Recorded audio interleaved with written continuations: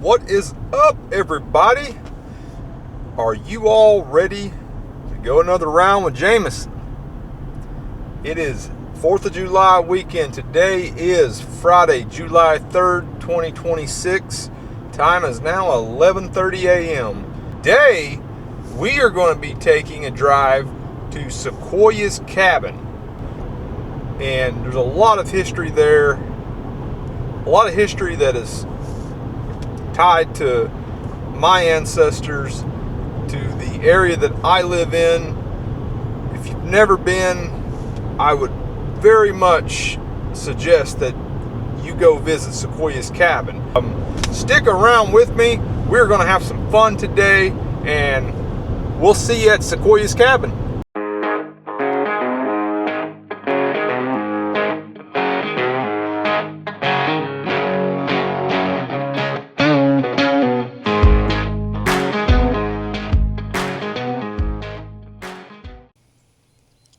We are now out at Sequoyah's cabin, just outside the Aikens community.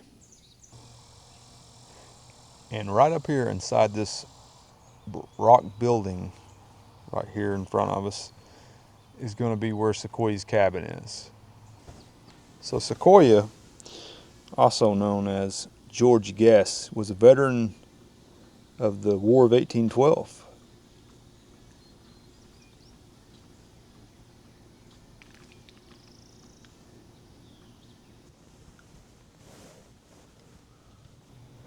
October 7th, 1813, Sequoyah enlisted as a private in the U.S. Cavalry and served in Captain John McLemore's company of mounted and foot Cherokees under the command of Colonel Gideon Morgan, Jr.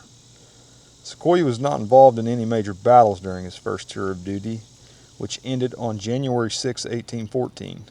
He re-enlisted on February 22, 1814. This time, his regiment was under the direct command of General Andrew Jackson. On March 27, 1814, they fought in the Battle of Horseshoe Bend, which resulted in the death of over 900 Creek warriors. The victory helped launch Andrew Jackson's presidential career. Sequoyah's personal experiences during the battle were not recorded. 18 Cherokees were killed and 36 wounded, including Sam Houston, a longtime friend of the Cherokee. Sequoyah was discharged from military service on April 14, 1814.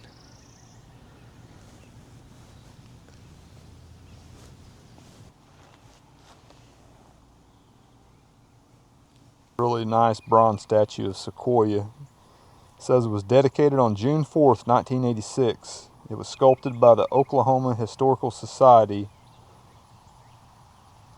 employee and noted artist Fred Olds. The casting was completed by the American Bronze Foundry of Tulsa. The base was provided by the Granite Monument Works of Granite, Oklahoma. The inscription, written in Cherokee, translates as "Lo Great Spirit Sequoyah conceives the written word" in Cherokee.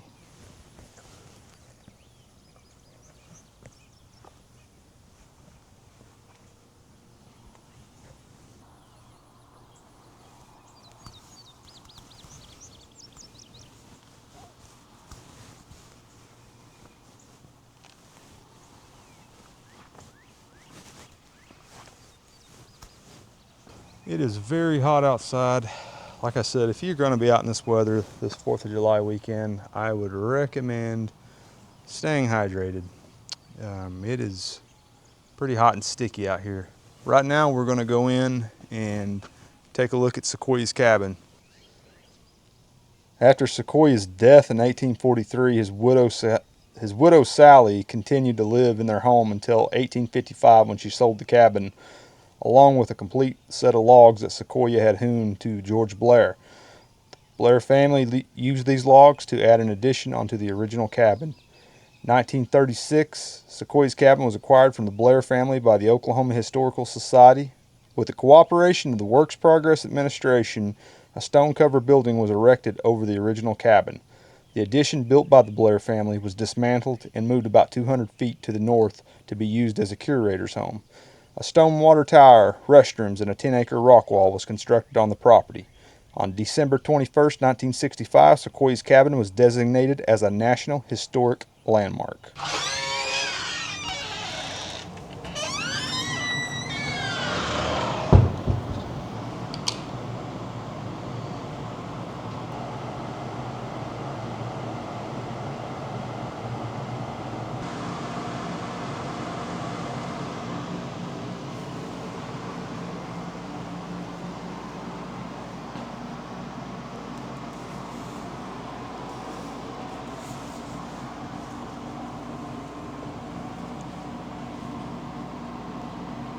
Sequoyah was born in the lower Appalachian region of Tennessee around 1765 in the ancestral homelands of the Cherokees. It was there he operated a popular trading post and was known as a skilled blacksmith, silversmith, educator, and diplomat. Sequoyah was intrigued by the ideal of a written language and began to study the Cherokee language structure as early as 1809 until the War of 1812 interrupted his studies. After his second term of enlistment, Sequoyah married his wife Sally Waters and continued to study the language. Sequoyah eventually left his eastern homelands. He settled west of the Mississippi near present-day Arkansas with a band of Cherokees later known as the Western Cherokees or Old Settlers. Sequoyah worked for years to develop the Cherokee Syllabary. In 1821, he returned to the eastern homelands from Arkansas to teach his written language. In 1824, the Cherokee Nation General Council awarded him a silver medal and literary pension for his work on the Syllabary. In 1828, the Western Cherokees in the United States signed a treaty that ceded land in the Arkansas Territory for land in Indian Territory. Sequoyah lost his Arkansas saline, but gained rights to a saline along Lee's Creek near present-day Sallisaw, Oklahoma. In 1839, Sequoyah helped unite the Old Settlers and the Cherokees arriving from the east following forced removal, commonly known as the Trail of Tears. He was one of several Old Settler leaders to sign the formal Act of Union on July 12, 1839. He lived in his cabin near Sallisaw until he left in 1842 to try to find a band of Cherokees who moved into Mexican territory. Sequoyah died on his travels. His burial place is unknown and unmarked. Sequoyah was a scholar and a statesman whose leadership was motivated by a love for his people and language. It is said that this plow was used by Sequoyah himself on this farm. That's very neat.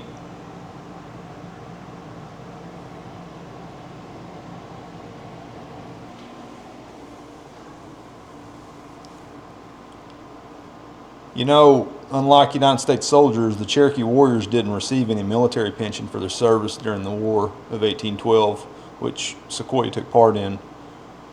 The pensions and applications were made to the U.S. throughout Sequoyah's lifetime, but the pension was granted Sequoyah's widow, Sally.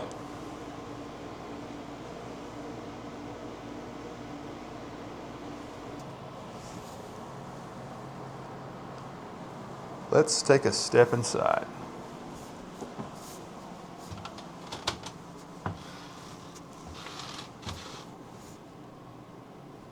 When Sequoyah's wife, Sally, sold her homestead to George and Nancy Blair in 1855, this spinning wheel right here was included in the transaction. It was owned by heirs of the Blair family through several generations, which spanned 136 years. The Blair family oral history states that Sequoyah handcrafted parts of the spinning wheel in his blacksmith shop while he lived here. August of '91, it was donated to Sequoyah's home site by a great-granddaughter of the Blairs.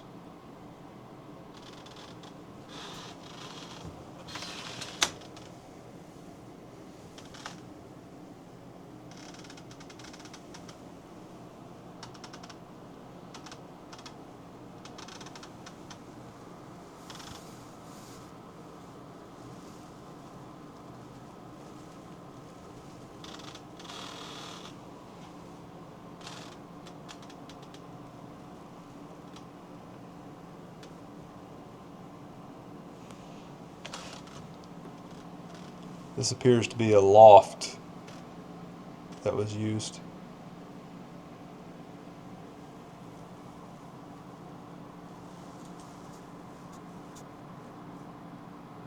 What do we have here? Is that a security camera? Hey, look, I'm on TV.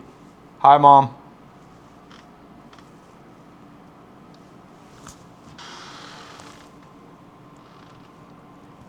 In all seriousness, this history is very, very sacred. There's not a limit to how much security you have to protect these ancient relics. So this right here is Sequoyah's cabin. Sequoyah, the inventor of the Cherokee alphabet.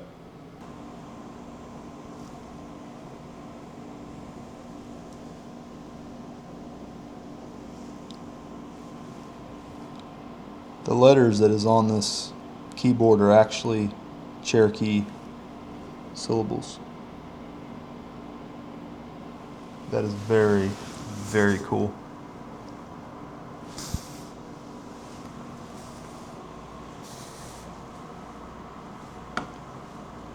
Even have a smartphone. That's really nice.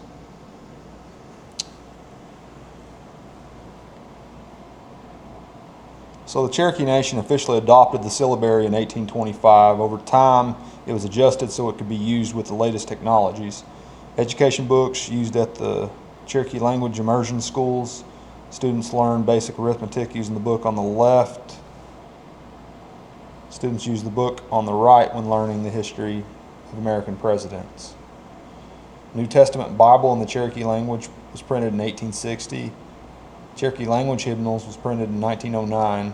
Hermes bilingual English-Cherokee typewriter used in Tahlequah in 1975, which I'll explain this right here. Apple iPhone 7 with text conversation in Cherokee provided by the Cherokee Language Technology Program. And the conversation on that phone is, "Hi, my name is Phoenix. Hi, my name is Scotty. How are you?" This must be the chimney.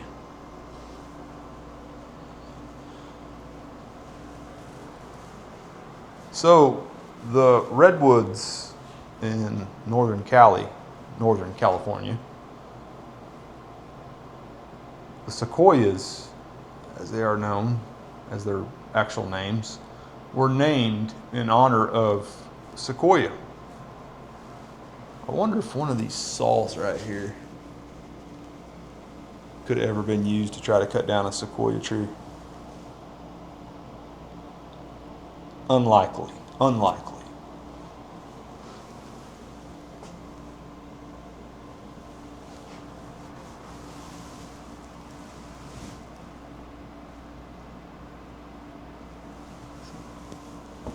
See, the cabin was made out of back in those days.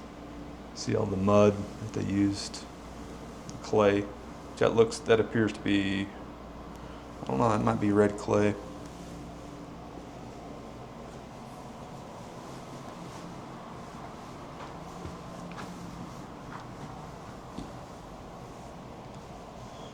Looks like we're out of wood.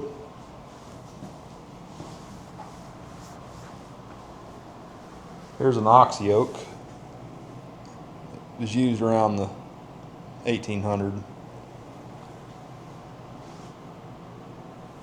It's a cradle scythe.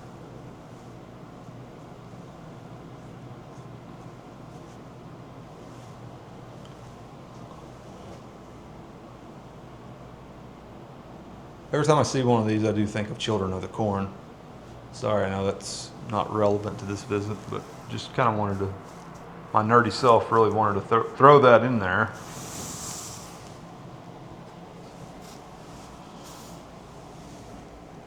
Basket weaving and pottery.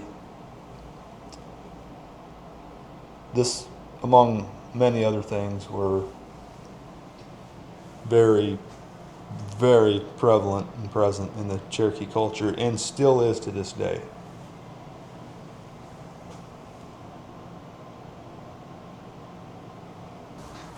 So, we are probably right about in this area. And we have been to Aikens before on this channel.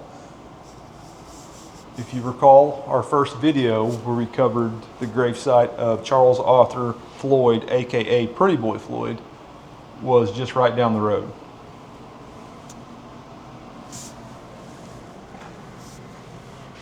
So, traditional Cherokee clothing around the early 1800s began to shift toward a more European or American style of appearance, I should say. Cherokee men combined contemporary items such as woven hunting jackets or wool trousers with traditional items such as finger-woven belts or moccasins. All right, let's try to start all over here.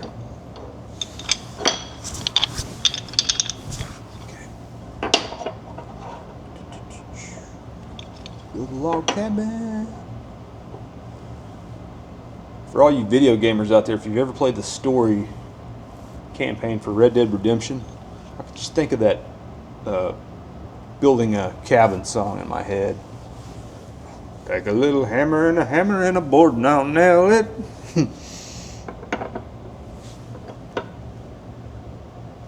I have not done this since I was probably in kindergarten. Oof.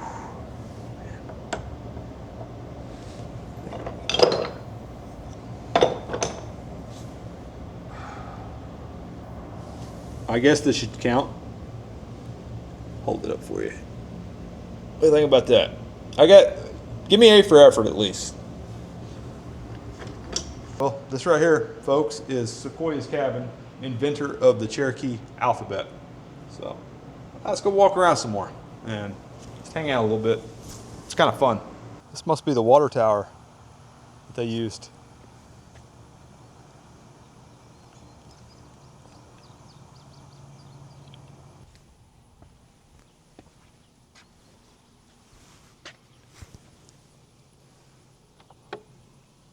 Access denied. I don't know what this place is. It looks like it has electrical hookup, so it might be modern.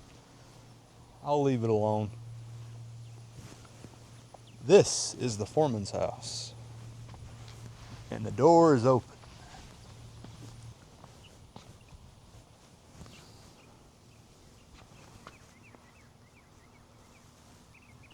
Yeesh. See my reflection. I like the way they made windows back in them days.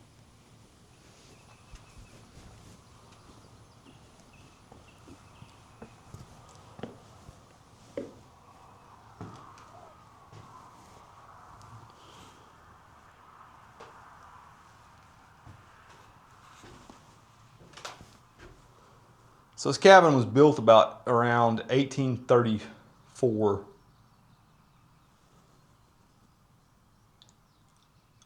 Built by Alexander Foreman. It's one of the oldest structures standing in the state today.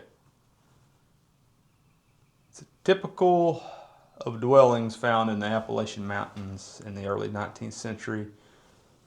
As you can see, this fireplace is built from native stone and an upper level loft for sleeping and storage. It's a single pin cabin. It's built from oak logs cut to 6-inch deep and 12 inches high. Foreman used a half dovetail notch for the corner joints. This notch style helps the log resist rotting and encourages the joints to self-tighten as the log shrinks over time. Early engineering, my friends. So this right here, I believe, is what they call chinking, which is it seals gaps between the logs to block out wind, rain, animals, and insects. Foreman used daub earth to chink the cabin. I guess it's where they got the term dauber from, dirt daubers from.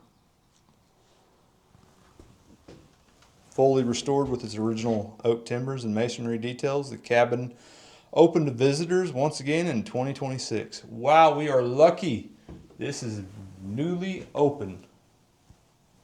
Hey. Well, I guess the door's open. I was about to say, you're not supposed to be in here. The dog is supposed to keep you out. Why are you in here?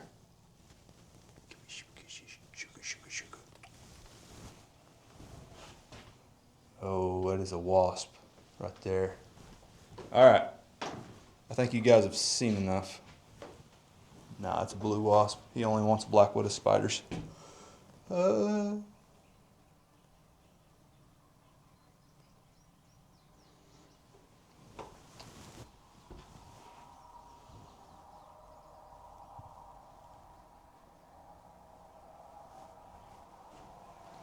This right here is Alexander Foreman. He's the one who built the cabin. He arrived here in around 1834.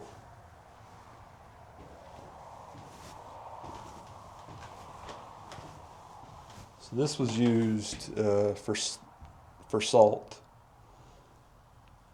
which was a valuable commodity back in them days.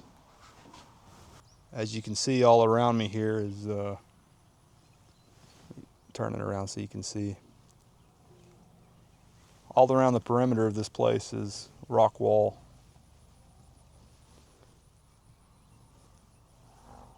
I'm assuming that pole right there is what they use for stickball. This is just one of the WPA buildings that we read on some of the plaques in there. It's probably been here a very long time. Probably after Sequoyah though. Just thought I'd show that. I can't stress enough how important these places are to me. And with the advancement of technology, you would think that there'd be more appreciation for that type of history because information is more readily available. Unfortunately, that is not always the case. So instead of just looking on the internet and going, hey, look, here's a picture of Sequoyah's cabin. Why not go to Sequoyah's cabin? Why not walk the grounds that someone of his status walked? We wouldn't be where we are if it weren't for people like Sequoyah. We wouldn't be where we are today, you know, if there weren't people, I mean, like, let's say Thomas Edison, you know, Alexander Graham Bell. I mean, we wouldn't be having these conversations if it weren't for people like that, you know, the people that innovated the computer, you know. Well, we got the guy that innovated the Cherokee alphabet, the syllabus. That is very important. If you don't think it's important to you, I can tell you it is important to a lot of people. If you have Cherokee ancestry, you have Native American ancestry, that is important. So, sorry, I didn't mean to get off on a rant there.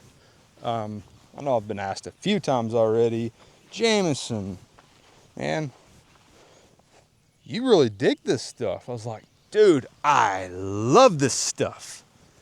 I mean, one day none of this might be here, guys. So it is important that we cherish our history, we cherish our museums, our historical sites. I wish I could say that about our filming locations because I love movies. I love pop culture. That's why I do what I do. So, this has been a hot day, but it is a beautiful day to come check out Sequoyah's cabin here outside of Aikens, Oklahoma. It's a rural area.